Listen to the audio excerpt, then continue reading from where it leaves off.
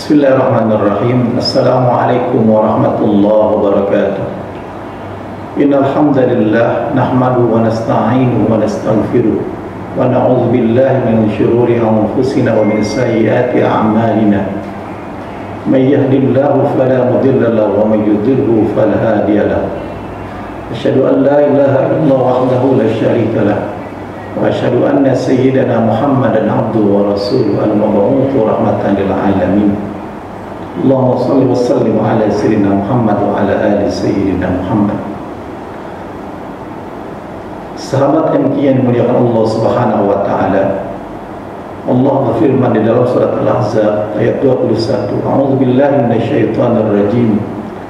Laqad kana lakum fi Rasulillahi uswatun hasanah liman kana yarjullaha wal yawmal akhir wa dzakarallaha katsiran. Pada ayat ini Allah Subhanahu wa taala menjelaskan sungguh telah ada pada diri Rasulullah uswah hasanah. Allah mengatakan pada ayat ini dengan bentuk nakirah, artinya secara umum, tidak bentuk dalam bentuk ma'rifah. Kenapa? Para mufassir menjelaskan ketika kata uswatun hasanah dijelaskan dalam bentuk nakirah, artinya bahwa uswah hasanah Rasulullah meliputi segala hal, meliputi segala sesuatu, meliputi segala profesi apapun yang ada dalam kehidupan dunia ini. Ketika seorang menjadi seorang pemimpin, maka Rasulullah sudah menjadi pemimpin. Ketika seorang akan menjadi seorang panglima, maka Rasulullah sudah menjadi seorang panglima. Ketika seorang akan menjadi seorang ayah, maka Rasulullah adalah sebagai seorang ayah. Ketika seorang akan menjadi seorang pengusaha, maka Rasulullah adalah seorang pengusaha. Maka lengkap saja. Sulit tauladan kita, contoh bagi kita yang teramat mulia adalah Rasulullah. Tidak perlu mencari misal lain, tidak perlu mencari uswah lain. Rasulullah adalah contoh yang paling sempurna.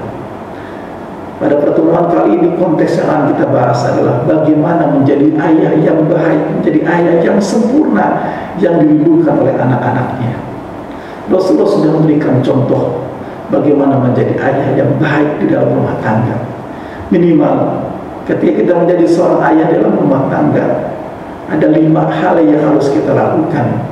Yang pertama yaitu hendaklah memberikan contoh terbaik dalam segala hal. Dalam perkataan, ucapkanlah kata-kata yang lembut, kata-kata yang santun, kata-kata yang baik. Baik itu didengar ataupun tidak. Kepada istri kita, hendaklah kita berikan, ucapkan kata-kata yang baik, kata-kata yang mengandung hikmah, kata-kata dengan penuh kelembutan, bukan kata-kata kasar, bukan kata-kata cacian, makian dan segala macamnya, tetapi senantiasa memberikan contoh dalam segala hal.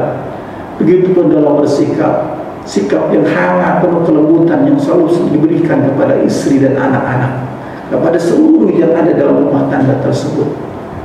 Yang pertama. Kemudian yang kedua adalah musa'adatun najah fil mustaqbal, yaitu membantu mereka, membantu anak-anak kita agar mereka percaya diri, termotivasi untuk membangun kesuksesan dan di masa depannya. Percaya diri ini sangat penting. Anak-anak, kalau kita tidak berikan kepastian, kepercayaan diri kepada mereka, maka mereka akan menjadi generasi yang lemah.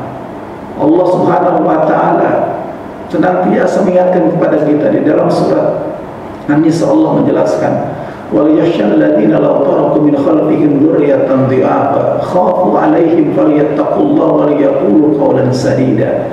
Jangan sampai kita meninggalkan generasi keturunan yang lemah.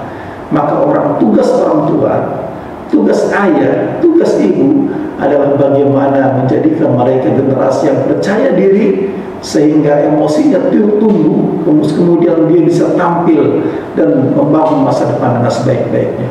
Kemudian yang ketiga adalah al-muraqabah wal musyahadah. Jangan pernah orang tua meninggalkan pengawasan kepada anak-anaknya.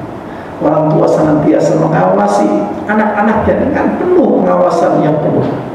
Ketika Allah mengawasi kita dengan muraqabatullah yang teramat hebat, maka orang tua harus senantiasa mengawasi, membimbing, membina anak-anaknya. Jangan pernah lengah. Ketika anak telah malam tidak pulang, maka jangan pernah orang tua meninggalkan itu. tugasnya adalah senantiasa mengingatkan. Kemudian yang keempat berikutnya adalah tugas orang tua tanmiyatu al-bi'ah al-hasanah fil usrah, yaitu senantiasa membangun kondisi yang kondusif di dalam rumah tangga tersebut. Orang tua adalah sebagai pemimpin pada rumah tangga, maka ketika orang tua tersebut senantiasa membangun keluarga yang kondusif, maka orang-orang sekitarnya pun, istri, anak-anak, ataupun siapapun yang ada dalam rumah tangga tersebut akan senantiasa memberikan suasana-suasana yang baik. Ketika pemimpin rumah tangga, orang tua senantiasa berpikir yang positif, senantiasa berkata-kata dengan perkataan yang baik. Baik sahabat MK yang muliakan Allah Subhanahu wa taala, yang terakhir, poin yang kelima yang harus dilakukan oleh orang tua adalah at-tarbiyah di dinil Islam, memberikan pendidikan, yaitu dengan pendidikan agama. Tidak ada kesuksesan tanpa ada pendidikan agama. Tidak ada keberhasilan ketika agama ditinggalkan. Dimanapun dia berada, ketika anak itu dia dinyatakan dia adalah anak yang sukses, tapi dia tidak melakukan sholat, maka dia dikatakan belum berhasil. Mungkin penghasilannya lebih besar dari siapapun, penghasilannya lebih banyak daripada orang tuanya, tapi ketika anak tersebut meninggalkan kewajiban agamanya, maka anak tersebut tidak dikatakan sukses. Bagi Islam, sukses itu adalah sukses dunia akhirat. Sukses yang menggabungkan antara sukses dunia dengan sukses akhirat, artinya pengamalan agamanya pun harus dengan hebat dilakukan. Sholatnya tidak pernah ditinggalkan, taatnya kepada orang tua, baktinya kepada orang tua dia senantiasa lakukan. Kewajiban-kewajiban yang lain dalam agama pun dia senantiasa lakukan.